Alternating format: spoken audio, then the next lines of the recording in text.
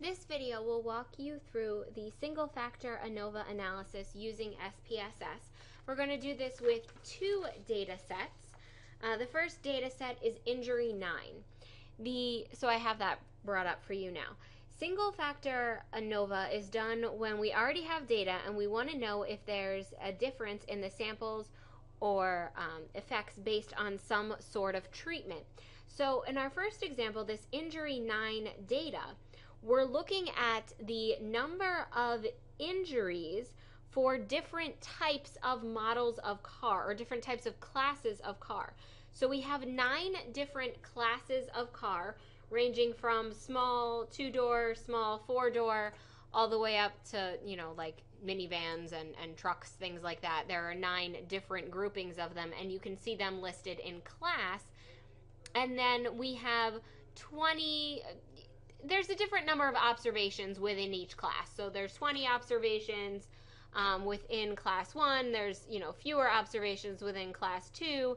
In class 3, there's only 4 observations. So we don't have to have the same number of observations in each class in order to be able to run this. But literally, all we're testing for here is there a difference in the number of industries across the classes? So we're going to test HO. All of the averages are the same and they're all equal to 0, meaning there is no difference in the number of injuries across the different classes. And the way we're going to do that, I'm going to go into Analyze and then Compare Means and Single Factor ANOVA. My dependent variable is going to be my injuries, my thing that I actually have data on. And then my factor is going to be like my grouping variable. And I'm going to click OK. I'm going to look here at my output between groups because I'm looking for is there a difference in the number of industries by class. So you could see one way industries by class. So is there a difference in the number of industries by class? And HO, there is no difference. HA, there is a difference. And I'm going to reject HO because my p-value is 0. So I conclude that there is a difference in the number of industries by class.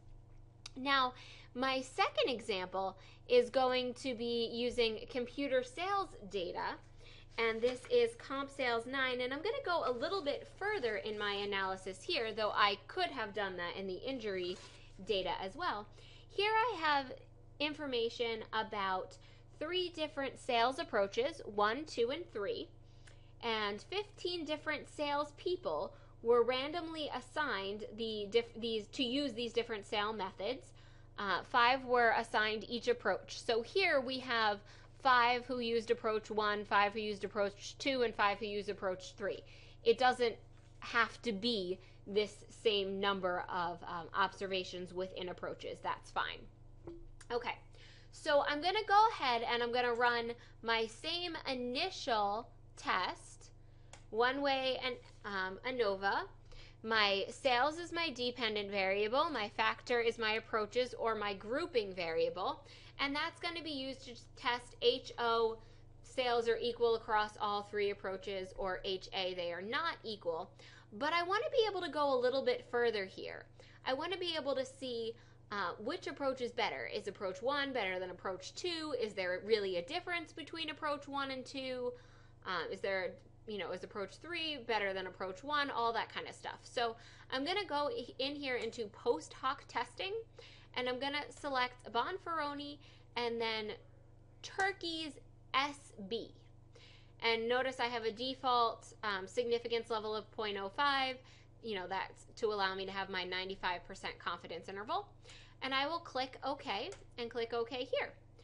When I bring up my output, I see not only do I get that same one-way ANOVA, so what it did is it analyzed sales by approach, and here it's testing is there a difference between groups, and I have a p-value less than 0.05, so I will reject HO and I'll conclude that there is a difference within the groupings, within the 3 different sales approaches.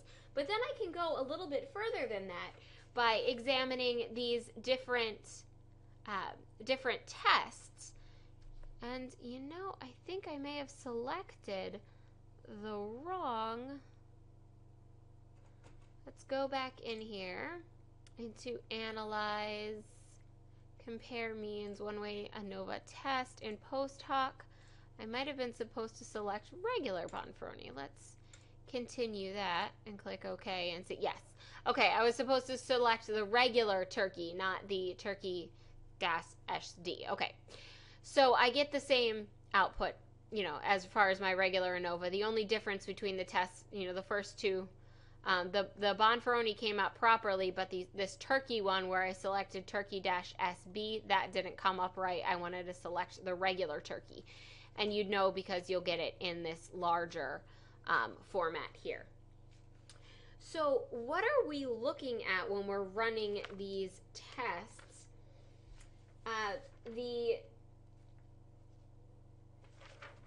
The Bonferroni method is used when I want to see, is there a difference across my approaches, but I want to know, you know, which one is better, how does it work, all that kind of stuff.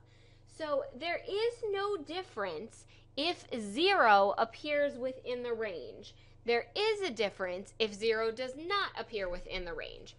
Okay, so we'll start off with the Bonferroni, which is now the bottom one. And this first row here is asking, is there a difference between sales approach 1 and sales approach 2 as far as the amount of sales are concerned? And my lower bound is -14. My upper bound is 2.37. So 0 is within that range. So there is no difference between sales methods 1 and 2.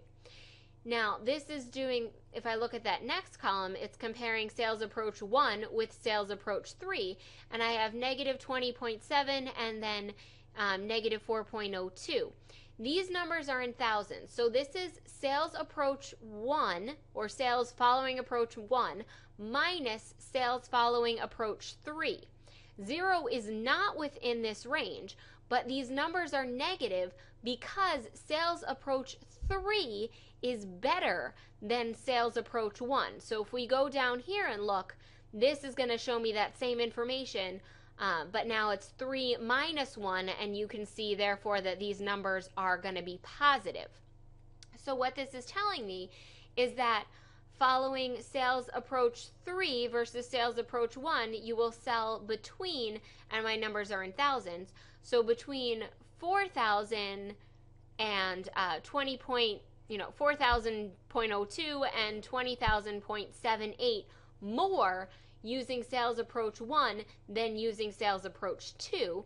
But there is, since 0 is within this range here, there is no statistically significant difference between sales approaches 1 and 2.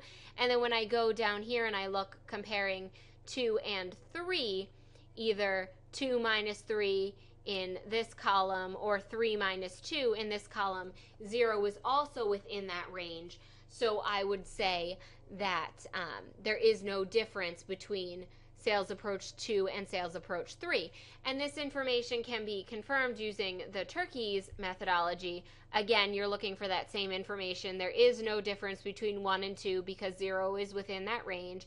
There is a difference between 1 and 3, and again, 3 is better because both of these numbers are negative when we do 1 minus 3, but when we do 3 minus 1, we get those same numbers as positive.